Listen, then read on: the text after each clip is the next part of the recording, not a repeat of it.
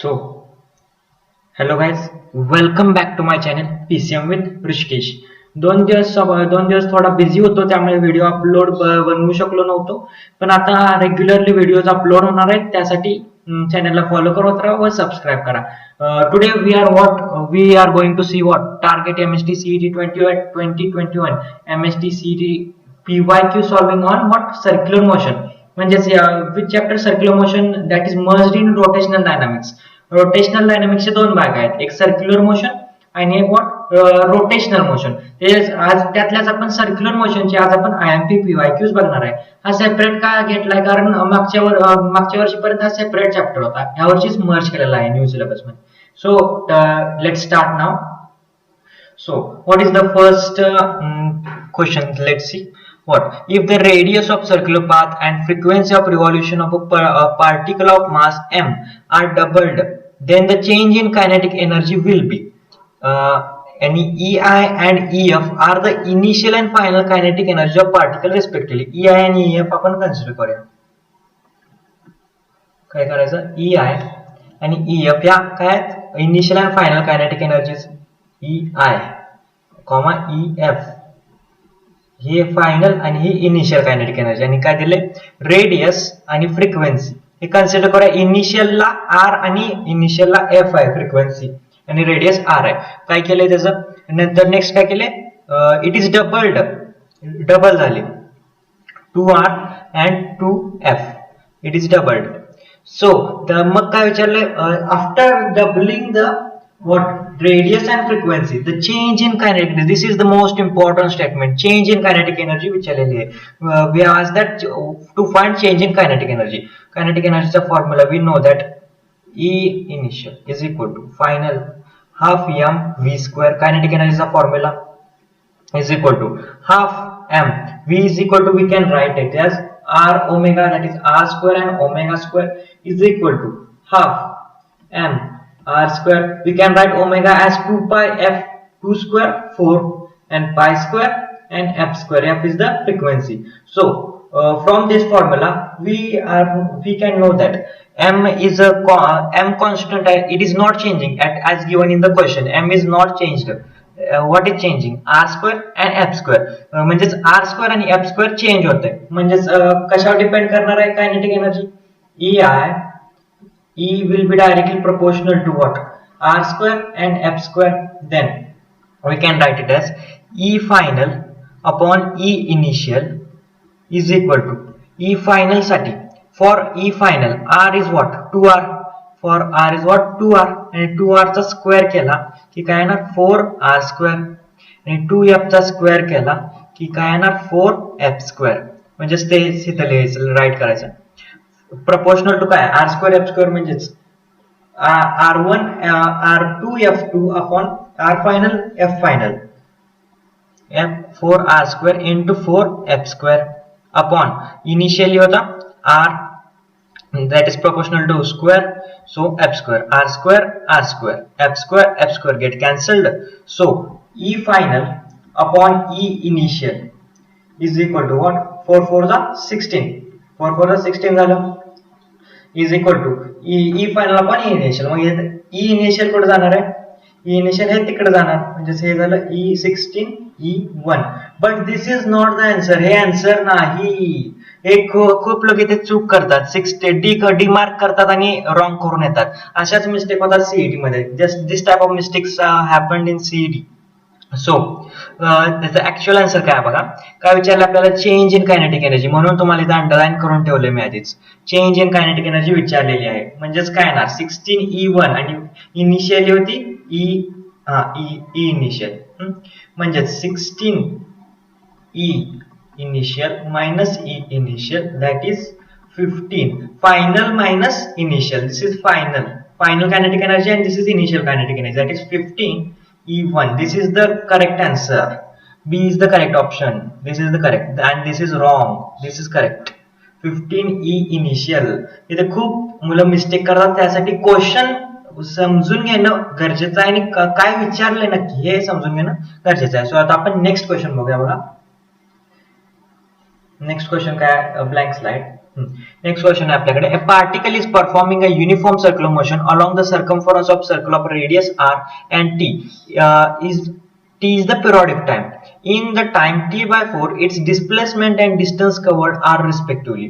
म्हणजेच काय, एक सर्कमफरन्स साठी सर्कल आहे, याचा सर्कमफरन्स काय असतो 2πr 2πr ह्यालाच 2πr आहे, यालाच टाइम पिरियड किती दिलेलं लागतं, t लागतं, रेडियस r आहे ह्याचा 2πr so particle perform uniform circular motion, त्यात एक सर्कमफरन्स पूर्ण करायसाठी 2πr लागतं. मग t/4 टाइम मध्ये किती कव्हर करेल, म्हणजे क्वार्टर कव्हर करणार आहे, एक क्वार्टर मध्ये सेपरेट डायग्राम काढतो इथे. हा सॉरी जरा सर्कल व्यवस्थित येत नाही ते. हा हे झालं. आणि या t/4 मध्ये एक क्वार्टर कव्हर करणार आहे, t/4 टाइम पिरियड मध्ये हे t मध्ये पूर्ण सर्कल कव्हर करतोय. मग t/4 मध्ये किती, एक क्वार्टर करणार, इथे ए कन्सिडर करूया, इथे b and this is o. So and then t/4 its displacement and distance covered are respectively. Displacement आणि डिस्टन्स विचारलेलं आहे. डिस्प्लेसमेंट कसं काढणार, मग आपल्याकडे इथं रेडियस दिलाय त्यांनी r, रेडियस दिलाय r, 2πr म्हणजे स्मॉल r नाही असणार आहे, तर 2π कॅपिटल r आहे. ते r म्हणजे पायथागोरस थेरमने जी लेंथ काय येणार, a to b ची लेंथ ही जी मी ड्रॉ केली डॉटेड लाईन, त्याचं काय येणार, root of by Pythagoras theorem r² plus r², म्हणजेच रूट मध्ये 2r² that is route 2r आणि हे झालेलं आहे आपलं रूट 2r. म्हणजे आता ऑप्शन कोणते कोणते इलिमिनेट होतात बघा. हा तर इलिमिनेट झाला, हा इलिमिनेट झालेला आहे, हा गेला इलिमिनेट. म्हणजे फक्त रूट 2r पहिला कधी आहे, पहिला डिस्प्लेसमेंट आहे, पहिला रूट 2r आला पाहिजे. आणि आपण ह्याच्यावरच ऑप्शन काढू शकतो, या इलिमिनेट झालाय, फक्त तो आपल्याला कन्फ्यूज करण्यासाठी सिक्वेन्स बदललाय त्याने. म्हणजे आन्सर असणार आहे आपलं डी, पण ते पण आपण काढून बघूयाच आता कसं येते, आपण प्रूव्ह करून दाखवतोच तुम्हाला. बघा जर and distance covered in t/4 म्हणजे टोटल डिस्टन्स किती असतो 2πr म्हणजे इन t/4 टाइम पिरियड, म्हणजे डिवाइड बाय 4 करावा लागेल. Divide by 4 is equal to 2 1 जा 2 2 जा दॅट इज πr/2. आलं, समजलं, प्रूव्ह झालेलं आहे. Then what is the correct option, D option is the correct answer. D is the correct answer. Did you get it. फक्त तुम्हाला माहित पाहिजे, असा सिक्वेन्स कन्फ्यूज करण्यासाठी जो सिक्वेन्स दिला असतो त्यातच एक हिंट लपलेली असते. त्या हिंट ओळखून आपण डायरेक्ट एक जर आन्सर मिळालं तर दुसरं ऑप्शन आपण हिंटने फाइंड करू शकतो. असं करावं लागतं सीट मध्ये, कारण टाइम खूपच कमी असतं. सो आता आपण नेक्स्ट क्वेश्चन बघा, तुम्हाला समजला असेल का हा question. So, a particle moves along a circle of radius r with a constant tangential acceleration. If the velocity of particle is v at the end of the second revolution, after the revolution has started, then the tangential acceleration is. काय tangential acceleration तुम्हाला विचारलेलं आहे. A particle moves with a circle along a circle of radius r. जर radius आहे r, small r radius आहे, with constant tangential acceleration. Velocity दिलेली आहे v, velocity v दिलेली आहे. म्हणजेच इथं आपण कोणतं कायनेमॅटिकल इक्वेशन यूज करावं लागेल, v² - u² is equal to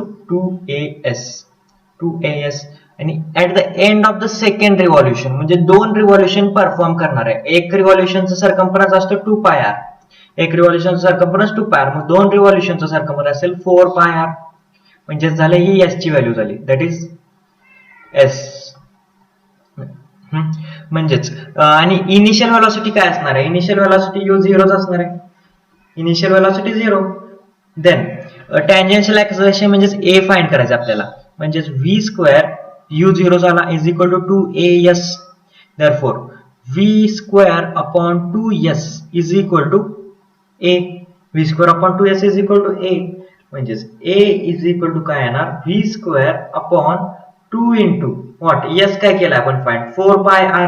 2 revolution साठी 4πr, एक रिव्हॉल्युशन साठी 2πr, तर 2 रिव्हॉल्युशन किती 4πr असणार ना. एक रिव्हॉल्युशन सर्कम्फरन्स असतो 2πr, 2 रिव्हॉल्युशनचा 4πr. त्यावरच झालेलं आहे आपलं v² 8πr is the correct answer.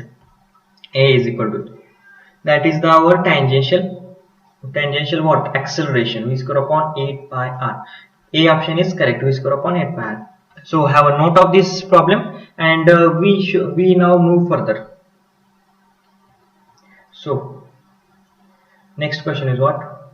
A body of mass m is performing a uniform circular motion UCM in a circle of radius r with a speed v. The work done by centripetal force in moving it through 2/3 of circular path is. या क्वेश्चनचा काही उपयोग नाही, फक्त काय काय विचारले, work done विचारले. Work done in circular motion, हे काय लक्षात ठेवा, इन युनिफॉर्म सर्क्युलर मोशन, हे स्टार्ट करतोय ते in uniform, in UCM work done is always 0. हे 2 पॉइंट लक्षात ठेवा. आणि एक पॉइंट सांगतो, या चॅप्टरचा नाही आहे पण उपयोग आहे तुम्हाला. आणि in SHM in simple harmonic motion also work done is 0. UCM मध्ये का वर्क डन 0 असतो ते पण सांगतो. हा सर्कल कन्सिडर करा आणि हा सर्कल कन्सिडर करा आणि करा.